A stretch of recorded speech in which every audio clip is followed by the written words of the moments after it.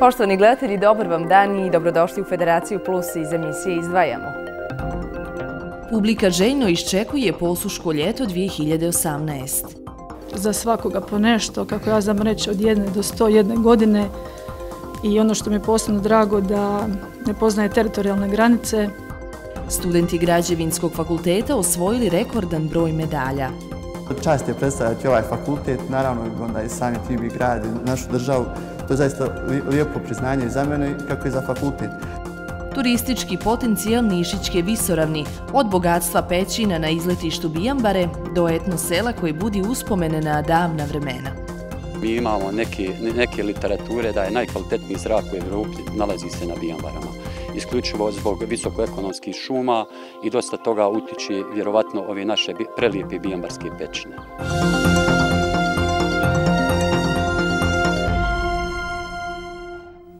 Posjetili smo zaštićeno područje Bijambare sa pećinama i prekrasnom prirodom, te etno selo na Nišićkoj visoravni u blizini Bijambara koji čuva neko staro vrijeme i kulturu življenja.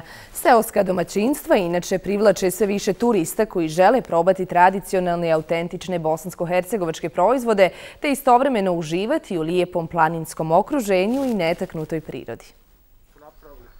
40 km udaljenosti od Sarajeva atraktivna je turistička lokacija proglašena zaštićenim područjem, posebna i prepoznatljiva po pećinama. Posjeta ovog područja uvrštena je i u nastavne planove i programe, pa su Bijambare postale dio studijskih putovanja. To iskustvo su doživjeli i učenici 4. razreda Sarajevske osnovne škole. Tu sad čak dolaze i obdaništa, znači od mali do osnovni, čak 9. razredi, neke i srednje škole i oni dolaze, tako da svaki dan su obilasci. Kao turistički radnik 20 godina, kažem, ovakve prirode nema nigdje.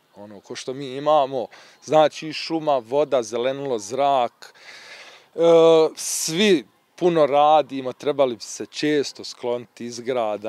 Od 8 speleoloških objekata najatraktivnija je najveća pećina u kojoj su 4 sale uređena stazama i osvjetljena. Naći se u neistraženom podzemlju i vidjeti prizore o kojima se čita u knjigama ili gledaju u filmovima, doživljaje koji se pamti. Njena dužina je 500 metara i sastoji se iz 4 velike sale. Mi se nalazimo u 4. jednoj od najvećih i najljepših, muzičkoj i koncertnoj sali. Po visini nakita koji imamo u pećini možemo da kažemo da je njena starost preko tih nekoliko milijuna godina. Prvi put sam u pećini i najviše mi se svidjelo, svi su mi se dijeli svidjeli jer su jako interesantni. Vidio sam cvrčke i to je to. Nisam vidio šišmiša, ali baš bi volio da sam i vidio. Nisu strašni, ima mnogo vrsta i zanimljivi su jako. Meni se ovdje najviše svidjelo zato što nekako ovdje je jako lijepo i ima puno ovih stalaktita koji su jako lijepi i baš mi se sviđa ovdje. Ono što su ovdje vidjeli i doživjeli u školskim klupama izrazit će u literarnim i likovnim radovima. Djeca su oduševljena, ne sumnjam da im je ovo prvi put. Mnogi su bili više puta, ali je nekima prvi put silazak u pećinu s kojim su oduševljeni. Oduševljeni smo i napretkom Bijambara, dočekali su nas 2 nova igrališta, tako da u svakom slučaju preporuka svim da posjete ovu zaštićenu ekozonu. Neistražena pećina dubine je oko 30 metara, atraktivna je i speleolozima. Ulaz u zimskom periodu okovan je ledom, a temperatura u unutrašnjosti tokom cijele godine je 5 stepeni. Osim pećinskog nakita i endemskih vrsta životinja, ovaj prostor pokazao se idealnim za izvođenje koncerata i održavanje vjenčanja. Što se tiče životinskog svijeta u ovoj pećini, znači zastupljeno je nekih 10 vrsta, od kojih je najzastupljeniji šišmiš i to je endemska vrsta šišmiša i neka mala vrsta pauka. Što se tiče života u pećini, speolozi koji su istraživali ove bijambarske pećine, pronašli smo taj kostur pečinskog medvjeda i pronašli smo te neke ostatke oruđa za obradu, pa potom što smo pronašli ovdje možemo da kažemo da je taj čovjek prije tih nekoliko milijuna godina živio na području ovih bijambara, na području ovih bijambarskih pećina, gdje u našoj prvoj sali imamo i skulpturu tog pećinskog čovjeka. Da na račun pećinskog žive i savremeni ljudi potvrda su suvenirnice u neposrednoj blizini pećine. Ručni radovi žena sa ovog područja dostupni su kupcima.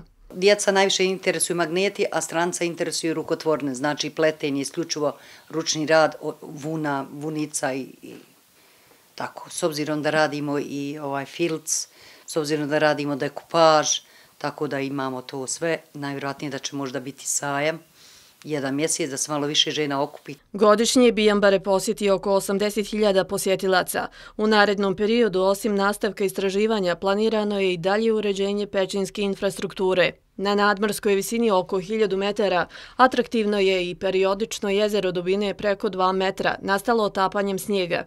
Za vrijeme nedavnih velikih poplava njegova dubina bila je rekordna. Dubina je bila negdje možda i od 15 do 18 metara. Znači, u ekstremnim uslovima, znači ono je periodično. Možete zamisliti kakvo je to jezero bilo u to vrijeme kad su bile te poplave. Što se tiče ribljeg fonda, ovdje se nalazi klijen i nema druge ribe i nalaze se divlje patke. Ovdje posjetioci mogu vidjeti i nadgrobne spomenike iz srednjovjekovne Bosne. Stečci iz nekropole u Čevljanovićima radi očuvanja preneseni su ovdje. Bijambare su u Evropi, osim pećina, prepoznatljive i po zraku. Mi imamo neke literature da je najkvalitetniji zrak u Evropi nalazi se na Bijambarama. Isključivo zbog visokoekonomskih šuma i dosta toga utiče vjerovatno ove naše prelijepe bijambarske pećine. Uskoro će ponudu Nišićke visoravni upotpuniti i etno selo, koje će posjetiocima za razliku od drugih pružiti mogućnost da u njemu osim boravka i rade ili zavisno od želja završe neku od zanatskih radionica. Kapacitet sela je oko 50 kreveta. Čaršija sa kaldrmom, sahat kulom, zanatskim radnjama i malom džamijom nalik na one u mahalama na trenutak oživi sliku davnih vremena. Imate od sahađije, kazaz, imate kazanđija, imate fotografsku radnju, izrada štembilja, drvorezbarska, kovač. Ovo je zatvoren izložbeni prostor i imamo nekoliko izložbenih radnji sa starim, autentičnim zanatima koji su autentični za naše podneblje, pogotovo za Sarajevo. Od sahađije, kovača, to su sve zanati koji izumiru i koji su zaboravljeni. U seoskom domaćinstvu će se živjeti kao nekad bez interneta i sa domaćim životinjama. Evo sad trenutno ovo jaje vruće, od ovoga ćemo praviti pilav, ovo će biti za doručak, ješćemo domaću hranu, koristit ćemo svu super hranu oko nas što imamo od žare, maslačka i sve ono što su ljudi zaboravili da je dobro, da je hranjivo, upoznat ćemo ih opet sa tim. Gurmansku ponudu spremljenu na bosanski način posjetioci će probati u autentičnom ambijentu. U kompleksu je i muzej u kojem su starine prikupljane u proteklih 15 godina, od raznih zanatskih alata do strojeva za izradu konopca. Evo imamo neke diplome ovdje koje su, na primjer, najboljim farmerima davali u bivšoj Jugoslaviji. Tako da ima mnogo stvari koji će ljudi naći, poistovjetiti se sa njima i hoću samo da napomenem, mogu ljudi reći, možda oni sada žive u gradu, ali nisu uvijek živjeli u gradu, život je bio na selu, ljudi su došli sa sela u grad. Nišićka visoravan pruža mnogo, a zbog njenih prirodnih i turističkih potencijala u narednom periodu mogla bi biti još privlačnija i unosnija. Studenti Građevinskog fakulteta osvojili rekordan broj medalje u Bugarskoj u znanju i sportskom umijeću, pokazali su da nemaju premca. Gordan Antonić. Studenti Građevinskog fakulteta iz Sarajeva u takmičenju sa kolegama iz regiona dokazali su da su u znanju i sportu ispred njih. Prvo mjesto i postavljeni rekord u broju osvojenih medalja njihov je bilans. Mi smo bili prvi, evo ja i kolega sami smo se takmičili na 5 predmeta, od tih 5 na 4 smo osvojili prva mjesta, a ovo jedno smo bili 3. mjesto, što je i taj menadžment nam je izuzetan uspjeh, pošto nismo nešto puno očekivali od toga. Sigurno da smo u samom vrhu, obzirom da sami rezultati to ukazuju. Rezultate možemo shvatiti kao neku mjeru kvaliteta, mjeru naše snage u smislu koliko mi znamo, koliko mi možemo na kraju krajeva. Pitanja za testove pripremali su studenti sa svih fakulteta koji su učestvovali na tradicionalnom takmičenju. 102 BiH predstavnika kažu pripreme nisu bile zahtjevne, samo su ponovili gradivo. Čast je predstavljati ovaj fakultet, naravno onda i sami tim i grad, našu državu. To je zaista lijepo priznanje i za mene kako i za fakultet. Što se tiče ispita, ja sam svoje ispite položio, tako da to mi više ne znači. Ali prošle godine je pomoglo ovo prvo mjesto iz metalnih konstrukcija, tako da svakako je plus ako se ostane neki dobar rezultat. Ono što su budući građevinski inženjeri pokazali u konkurenciji od 20 fakulteta, podstrek im je za dalji profesionalni rad. Vidim svoju budućnost ovdje, međutim ako se otvori prilika za dodatno usavršavanje gdje bi mogao steći znanje, da bi mogao i pomoći i svojoj domovini, a i sebe i neku svoju ličnu satisfakciju, sigurno da je i ta opcija otvorena. Zasjeli su i sportisti. Nekima predstavljanje fakulteta i države na sportskim terenima nije prvi put. Evo, tek smo ove godine uspjeli biti drugi i prošle godine smo bili drugi u košarci. Takmičim se u rukometu odbojci košarci. Prošle godine smo iz odbojke bili prvi, imali smo zlato. To je bilo najteže osvojiti jer su bili još jedna dobra ekipa iz Niša, profesionalci su neki bili. Ovo je prva godina da smo odlučili da prijavimo sve ženske sportove na građevnijadu. Do sad smo se takmičili samo u košarci i odbojci i tu smo imali dosad zavidne rezultate. Prošle godine smo uzeli zlato u košarci. Ove godine je konkurencija bila puno veća. Izgleda isto kao da su svi fakulteti odlučili ove godine prijaviti sve ženske sportove, ali uprkos toj teškoj konkurenciji uspjeli smo osvojiti mjesta u košarci i u rukometu. Drugo u košarci, treće u rukometu. I uprava fakulteta ponosna je na postignuti uspjeh. Ističu za dobre rezultate zaslužni su prvenstveno studenti. Znanje koje steknu u ovoj ustanovi i diplome opravdali su do sada u kompanijama od Novog Zelanda do Aljaske. Ti studenti nisu bili najbolji studenti generacija, naravno da nisu ni najlošiji. Ali su oni pokazali da s onim što su stekli ovdje mogu da krenu, da kažem, u profesionalni život i rad u razvijenim zemljama. Dakle, Njemačka je jedna od najrazvijenijih zemalja svijeta, on će steći nova znanja, ali imaju dobar osnov. A imamo tu čak i neke slučajeve da se, recimo, naša stara diploma, jedan kolega koji je prodekan, ja znamo još sa studija, stariji, on je dobio upravo nedavno od ministarstva nadležnog u Njemačkoj da je njegova diploma stara studija ravnopravna na svim master diplomama na tehničkim univerzitetima u Njemačkoj. Odnos studenta i profesora, uskoro budućih kolega, od njihovog prvog susreta je isti, zasnovan na uvažavanju. Najbolji ostaju na fakultetu i stiču neko od akademskih zvanja. Studenti su privremena kategorija.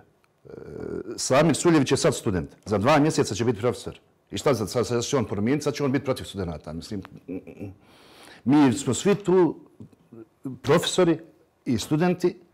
Znači, i mi imamo isti cilj, isti nam je interes, da ti studenti postanu dobri inženjeri. Takmičenja su organizovana iz raznih predmeta. Konkretno na građevini je bilo i 7 predmeta. Na 6 predmeta smo mi bili prvi od 7. A u tom 7. predmetu smo bili 3. i to je predmet koji se zove organizacija građenja, organizacija tehnologije građenja ili tako nešto, gdje drugi fakultete imaju čitav studij koji je posvećen isključivo tome. Mi taj studij nemamo. 150 km u blizini Sarajeva 9 je građevinskih fakulteta, državnih i privatnih. Rezultat ovih studenta primjeri ne samo njima, već svima sa BiH univerziteta, kako se bori za ocjene i za vlastitu budućnost. Naši gosti su Abdurrahman Zein El Abdin i Damir Tahirović. Dobar vam dan i dobrodošli i čestitke na uspjehu. Hvala. Evo, kakve donosite utiske iz Bugarske? Pa sigurno donosimo sa sobom sve one utiske koje može donositi jedna pobjeda na ovakvom jednom takmičenju. Znanje i sport su zaista jedni stubovi nekog zdravog i, ajmo reći, perspektivnog društva na kojima se treba razvijati neko zaista zdravo društvo koje će nešto moći da postigne sutra. Mi smo zaista ponosni na svoj rezultat i da smo mi uspjeli da iznesemo to i da na ovaj način predstavimo prvenstveno sebe, pa zatim naš fakultet, univerzitet, grad i u širem smislu i državu. I ovo su zaista jedni od najboljih načina na koji se može predstaviti država. I ovo je zaista mjesto na kojem je najbolje za promovisanje nekih pozitivnih vrijednosti. Jasno. Kako se stiče pravo učešća na ovakvom takmičenju i evo koliko je potrebno vježbe za postizanje ovakvih rezultata? Pa vidite, budući da je ova građevnijada jedna manifestacija koja se sastoji iz 2 dijela, recimo. Jedan dio je takmičarski, drugi dio je druženje, upoznavanje novih ljudi, revijalni dio. Tako da može učešće samo stvar svaki student našeg fakulteta. No da bi se takmičio u znanju ili u sportu, treba pokazati svojim radom, trudom, zalaganjem, samim učenjem u toku svog školovanja, želju i razlog zašto izabrati baš njega. Tako da, na primjer, studente iz znanja biraju sami profesori iz predmeta iz kojeg imaju takmičenja, dok sportiste odabire komisija za sport Asocijacije studenta Građevinskog fakulteta, čiji smo ujedno Zein i ja članovi. Koliko je bilo potrebno vježbe za postizanje ovakvih rezultata? Pa naši studenti se spremaju od početka godine sa sekcijama, na primjer sportisti, imaju redovne sekcije za sve sportove, tako da tu se uigravaju, dogovaraju taktike, spremaju se, a studenti iz znanja, mislim da oni su već svjesni da će ići na početku godine jer su to ipak naš najbolji studenti, tako da se oni spremaju možda i prije samog početka. U čemu je tajna ljubavi prema građevini?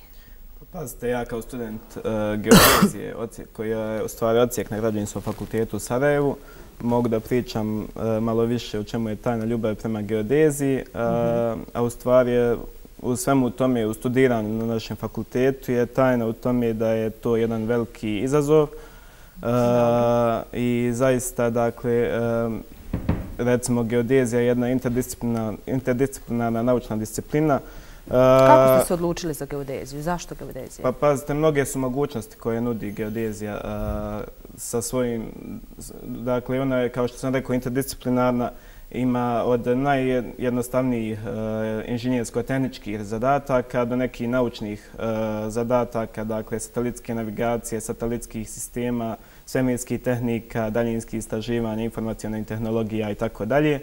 I zaista, dakle, kada uspijete da savladate, kao što sam rekao, taj izazov i postanete sutra neki inženjer ili diplomirani inženjer geodezije, vama se nude, dakle, velike mogućnosti pred vama da se zaposlite u bilo kom od tih poddisciplina, kako bih rekao. Šta ste zaključili nakon ovog takmičenja? Kakvim mi znanjem raspolažemo? Pa ja smatram da Bosna i Hercegovina općenito raspolaže jako ogromnim potencijalom što se tiče znanja i da uvijek stvarala dobre inženjere, dobre doktore, dobre ljude općenito. Tako da nikad nisam ni sumnjao u uspjeh našeg fakulteta općenito, sad ću se bazirati na to. Jer mi smo, na primjer, zadnje protekle 3 godine smo ostvarujemo konstantan uspjeh. Prije 2 godine smo bili treći, prošle godine drugi i ove godine smo uspjeli osvojiti to prvo mjesto, gdje mi stalno u znanju pokazujemo zavidan nivo. I značajan napredak. Jeste, i značajan napredak. Koliko ima podrške za to? Koliko ima podrške za sticanje znanja? Pa pazite, podrška za sticanje znanja treba, dakle, da dolazi od organa koji su za to nadležni, ali isto tako od cijelog društva. Znamo u kakvom nam je stanju trenutno država općenito što se tiče i financijskih i nekih drugih resursa. No, međutim, naravno, mi u sklopu pripreme za ovo takmičenje kao Asocijacija studenta Građevinskog fakulteta, jedan od naših zadataka je u stvari da pronađemo sponzore i donatore i moram vam reći, dakle, da postoje ljudi koji prepoznaju, dakle, značaj jednog ovakvog takmičenja. Prvenstveno želim da se zahvalim kantonu Sarajevo koji je u stvari generalni sponzor našeg odlaska ove godine na ovo takmičenje. Zatim su tu, dakle, brojne jedinice lokalne samouprave, odnosno općine i neke državne firme, ali neke, izvinjavam se, građevinske firme, ali i druge firme, dakle, koji prepoznaju, dakle, značaj jednog ovakvog projekta. Jasno. Da li se profesori dovoljno zalažu da prenesu znanje učenicima i zapravo koliko su oni zaslužni za ove rezultate? Smatram da je njihova zasluga velika. Naravno, tu je prvenstveno trud svakog studenta i njegova želja i volja za učenjem, ali smatram da naši profesori odrađuju odličan posao što se tiče prenošenja znanja i da svaka osoba koja dođe na fakultet s ciljem da nauči stvarno može nešto i naučiti. Dobro, zašto nema više investicija i gradilišta na kojima bi radili operativci? Evo, šta je po vama u tom smislu potrebno zemlji za ubrzaniji razvoj i zapošljavanje armije nezaposlenih? Pazite, u ovom smislu evo, pokazali smo, dakle, kakav je potencijal našeg obrazovanja na jednom ovakvom takmičenju i drago nam je, dakle, da smo to uspjeli jer mladi ljudi su zaista oni koji mogu da utiču na jednu tranziciju, na jedan brzi napredak zemlje i zaista ono što usporava vjerovatno investicije je ta neka spora administracija i tako dalje što mogu ubrzati samo mladi ljudi koji su, evo vidimo, imaju i adekvatna znanja, skupljaju, a praksu, dakle, isto tako nadomjestit će taj nedostatak prakse svojim teoretskim znanjima. No, međutim, moram pohvaliti naš fakultet i gdje naši studenti imaju dakle priliku da odu na gradilišta, da vide dakle na koji se sve to način radi. Kako su iskustva studenta? Pa studenti dosta nauče, dakle, naravno praksa je nešto što u mnogom pomaže, dakle, kada vi vidite sve ono što učite u teoriji, u praksi, stvarate neku ukupnu sliku o tome i, dakle, studenti su zadovoljni time i mi iz godine u godinu nastojimo, dakle, da se poveća taj praktični dio, a vidimo kakva su teoretska znanja, pokazali smo to na ovo. Veliki ubrzani javni radovi na koridoru 5C su izostali, pa evo kako vi vidite zastoj u realizaciji tog nacionalnog projekta broj 1 i evo kakve su vaše ambicije u budućnosti?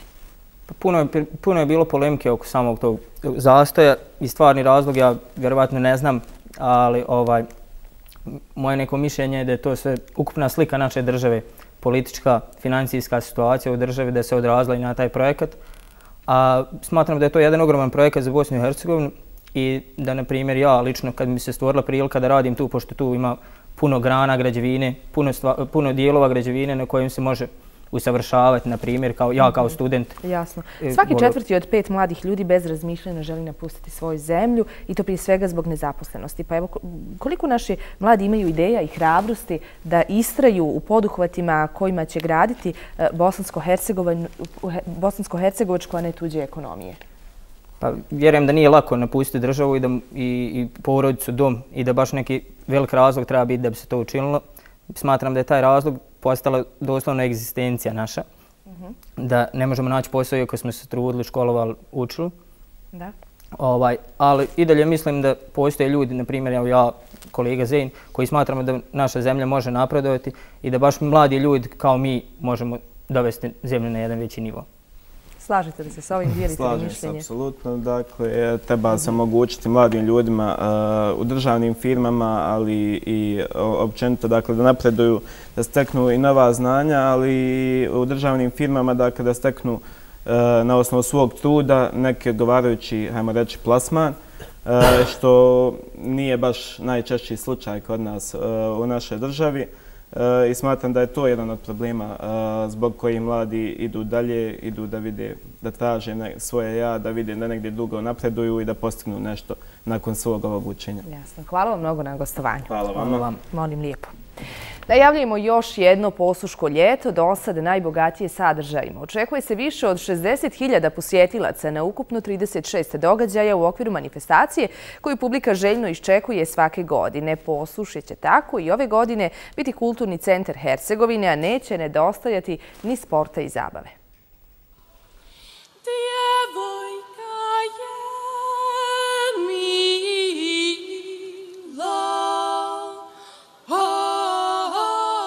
Festival klapske pisme središnji je događaj Posuškog lita.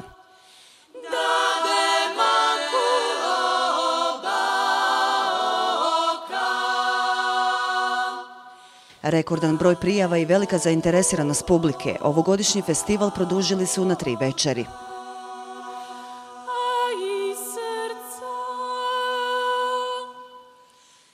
Treći kolovoza bit će mješovita klapska večer, 4. kolovoza bit će muška klapska večer, u rivalnom dijelu će nastupiti klapa kontra, te 5. kolovoza nedjelja bit će večer ženskih klapa, u rivalnom dijelu će nastupiti klapa Vinčace.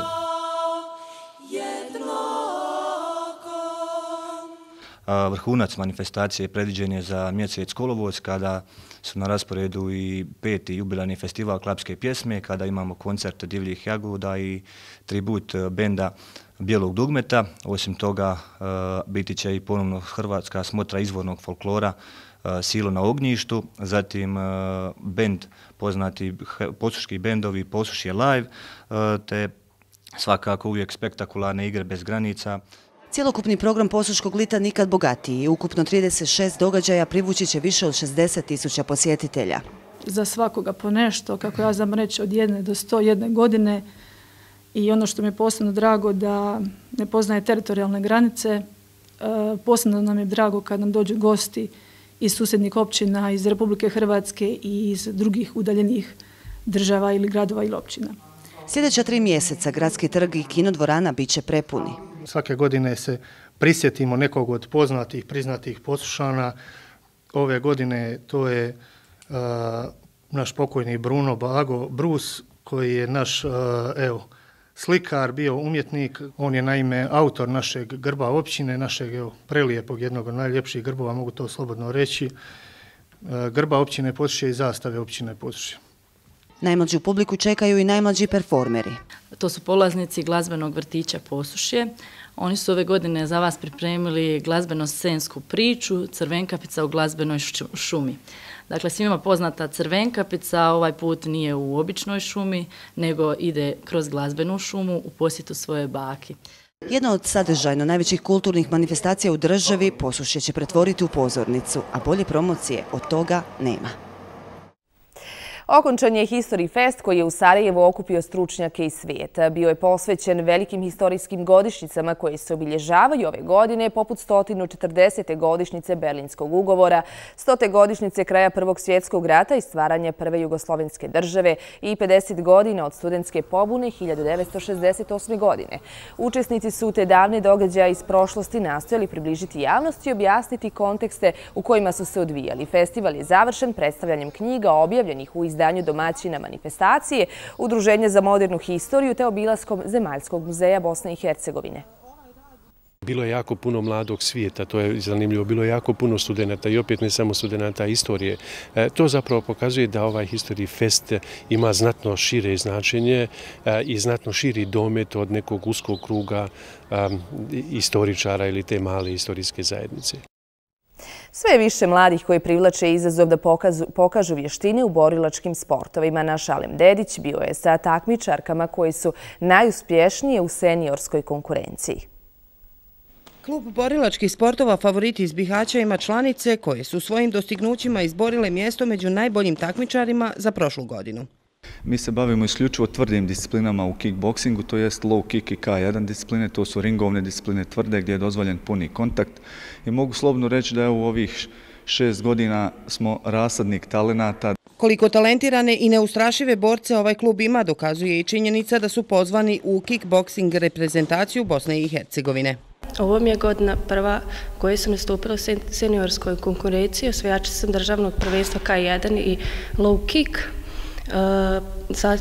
Samim tim sam pozvana u reprezentaciju Bosne i Hercegovine. Osvojila sam državno prvenstvo u kategoriji minus 56 kila A klasa. Proglašena sam za najbolju seniorku na državnom prvenstvu u K1 disciplini. Pozvana sam od strane reprezentacije da nastupam na svjetskom seniorskom prvenstvu koji će se održati ove godine u Slovačkoj. Iako se tradicionalno smatra muškim sportom, sve više djevojaka pomjera granice kickboksa. Njihov moto je da uz rad i svakodnevne treninge ne postoji dovoljno jaka konkurencija koja će stati na put uspjesima. Gošća emisije je Ema Bajrić, reprezentativka u kickboksu. Dobar vam dan i dobrodošli. Dobar dan, hvala vama na pozivu i pozdrav vama i svim vašim gledateljima. Hvala lijepo. Djevojčica u kickboksu. Otkud ta veza i ljubav za baš ovakav grub sport? Jako često pitanje, moram priznati, ali prije nego što sam krenula s kickboksom bavila sam se sa mnogim drugim sportovima. Uglavnom su to bili loptaški sportove, najduže gdje sam se zadržala je bilo odbojka. Jednostavno uvijek me privlačilo neki sport koji je onako individualan. Jednostavno kad napravite neki rezultat znate da ste ga napravili vi sami i zato sam se odlučila na kickboks. Koliko je ženski kickboks uopće zastupljen u našoj zemlji? Pa ja mogu reći da dok 2 godine ima kako treniram i zaista ima dosta djevojaka koje se bave kickboksom. I mogu reći čak da slobodno da su možda čak i uspješnije u velikom broju zaista se pojavljuju na državnim prvenstvima, evropskim i svjetskim. Po čemu se to djevojke izdvajaju u ovom sportu? Nekako muškarci se odlikuju snagom, a po čemu djevojke? Pa ja bih rekla djevojke isto. Mislim, pored te snage, mislim, treba zadržati tu neku eleganciju, ja uvijek kažem, prije svega sam djevojka pa sam i sportašica. kickboks zaista može da, kako i djevojkama, tako i muškarcima, može da otvori mnoga vrata u životu. Da li je teško stići do medalja? Kako idu pripreme? Pa ja moram da reći da jeste, jako je zapravo naporno. Mi evo sad imamo pripreme za svjetsko prvenstvo i treninzi će biti svaki dan po 2 puta dnevno i jako teško. Kakva su očekivanja i planovi u narednom periodu? Pa evo nas sad, kao što sam rekla, očekujemo svjetsko prvenstvo gdje će nastupiti u disciplini low kick u kategoriji do 60 kg. To svjetsko prvenstvo će se održati u Veneciji, u Italiji i evo, kao što sam rekla, imam cijelo ljeto da se pripremam i ja se nadam što boljem rezultatu tamo. Mi vam to svakako želimo. Evo, kako je vaše iskustvo? Koliko mi ulažemo u sport i mlade generacije? Uopće, koliko ima podrške za razvoj ovog sporta? Pa ima podrške. Znači, u zadnje vrijeme dosta, ja mogu reći da su ljudi prepoznali trud mladih sportaša, jer generalno sport, evo ne samo kickboks, generalno sport, osim što je jako bitan za fizičko zdravlje čovjeka, on je ujedno i sredstvo socijalne integracije, poveznica ljudi različitih dobi, spola i podrijekla. Baveći se sportom i tjelesnim aktivnostima, čovjek upoznaje sebe i druge, uči živjeti, stvarati s drugima, međusobno se poštovati i stvarati prijateljstva i mislim da je to nešto što je najbitnije. Evo time možemo završiti vaše gostovanje. Hvala vam mnogo. Hvala vama. Molim lijepo. Članice jedinog ženskog nogometnog kluba iz Travnika od naredne sezone nastupat će u prvoj ligi Federacije Bosne i Hercegovine. Nakon uspješnih rezultata koji su se nizali te vodili ka prvoj ligi Federacije bez ijednog poraza u drugoj ženskoj ligi, ove mlade nogometašice odigrale su najbolju sezonu u postojanju kluba i zasluženo ponijele titulu prvakinja.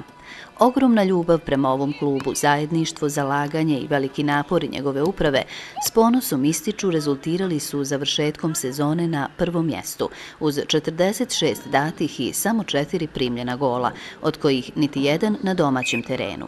A sve to kažu uz nedovoljnu podršku društvene zajednice, koja još uvijek puno više pažnje poklanja muškim sportovima. Za ovih 5 godina smo vrijedno radili i mislim da smo pokazali da se sa malo može postići puno. Mislim da smo pokazali da smo vrijedni pažnje društvene zajednice. Ženski nogomet još nije zaživio u Bosni i Hercegovini po pitanju tih stvari. Hajde, to su žene pusti. Međutim, žene su pokazale da vrijede, jer mi smo jedini klub na općini Travnik koji će od jesenje sezone igrati prvu federalnu ligu. Svi su klubovi nogometni ispod nas. Muški. Manje okruženje ima previše predrasuda. Ja sam prva počela trenirati nogomet zato što su mi rekli da ne mogu i da to djevojke nikad neće moći igrati. Pa tako mislim da su i ovi djevojčice sada uključe samo da dokažu suprotno, da mi sve možemo kao što i muškarci. Za razliku od većine klubova nastoje okupiti domaće djevojke, te osim vratarke sve članice ovog kluba dolaze iz Travnika. Trenutno ih je više od 40, od kojih većinu čine juniorke koje se svakodnevno priključuju. Ovaj klub iznjedrio je i 2 reprezentativke naše zemlje za mlađe selekcije. Roza Brandis također ima i vodeće igračice na listi strijelaca. Najbolji sam strijelac općine te i federalne ligi. To se postiže uz mnogo truda, rada, a najbitnija je volja. Trenirala sam i druge sportove, međutim čime se osnovao klub Travnik, priključila sam se tom klubu i jednostavno to je ostala moja ljubav. Voljela sam taj sport od malena i sad sam dobila priliku da se upišem. Nadam se da ću zaigrati jednog dana u prvom timu. Bez dovoljno sredstava za rad, bez vlastitih terena i sponzora, samo uz dobre ljude i pomoć prijateljskih klubova čije terene i prostorije koriste, uz velike napore i zalaganja ističu, uspjeli su postati najefikasnija ekipa lige. Cure su izborile da igraju najviši rang lige, trenutno na općini. I znači one vrijede i sad bi trebalo da im se da sredstava da bi one mogle nastaviti dalje. Dok čekaju da i lokalna zajednica prepozna njihov rad, jedinstvene poput endemske vrste ruže čije ime nose, članice ženskog nogometnog kluba Roza Brandis nastavljaju vrijedno trenirati prema svom narednom cilju, premijer ligi Bosne i Hercegovine. Kažu, žive svoj san i s ponosom ističu da, kad žele, mogu sve. Ko je najbolji? Roza! Poštovani gledalci, bilo je to sve što smo vam pripremili za ovaj vikend. Sa vama smo i naredni. Hvala vam na pažnji. Doviđenja.